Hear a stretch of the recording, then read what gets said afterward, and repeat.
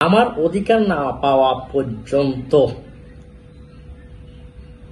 আমিও চাইব মাননীয় প্রধানমন্ত্রীর কাছে আমিও নমিনেশনের জন্য আর্জি করব।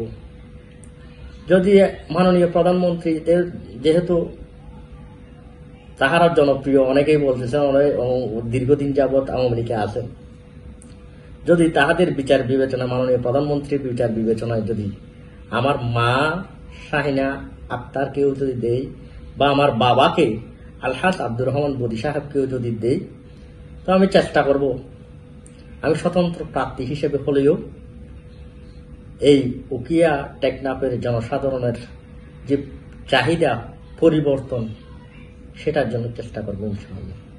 আমি সর্বাত্মক চেষ্টা করব আমার যে সামনের যে জিন্দিগি রয়েছে উকিয়া টেকনাফের মানুষের গোলামি করার জন্য আমি একটা সুযোগ চাইব। সেই সুযোগ যদি তাহারা দিয়ে থাকেন তাহলে নিশ্চয়ই আমি মনে প্রাণে আমাদের যে উকিয়া টেকনাফের যে উন্নয়ন, এই উন্নয়নের ধারাবাহিকতা রক্ষা করার চেষ্টা করবো ইনশাআল্লাহ। দেখুন, আমি আমার বাবার বড় সন্তান, আমি খুবই অবহেলিত, সারা জীবন অবহেলিত ছিলাম। এই বয়স গেছে কিন্তু অবহেলার মধ্যেই ছিলাম। আর শাওনের বয়সটা বলেন, শাওনের বয়স এখনো যে সংসদ সদস্য হবে ওই বয়সে আসেনি। যদিও আমার বাবা বারবার তাকে পরিচয় করা দিচ্ছেন বিভিন্ন উপায়ে, বিভিন্নভাবে। আমি মাঠ পর্যায়ে থেকে আপনি জানেন আমি টেকনাফ কলেজে লেখাপড়া করেছি।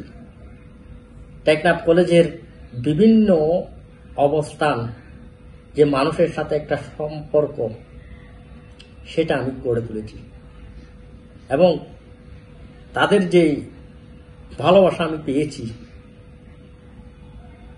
আমি তাদেরকে অসংখ্য ধন্যবাদ জানাই। শুধু সেটা নয় যে উকিয়াতে আমি যেহেতু হলদিয়া পালং ইউনিয়নে জন্মগ্রহণ করেছি, দেখা যাচ্ছে আমি উকিয়া থেকে টেকনাফ পর্যন্ত প্রত্যেকটা ইউনিয়নে আমার যাওয়ার সুযোগ হয়েছে এবং আমার আত্মীয় স্বজন ওখানে বিভিন্নভাবে আছে, ছড়িয়ে ছিটিয়ে আছে।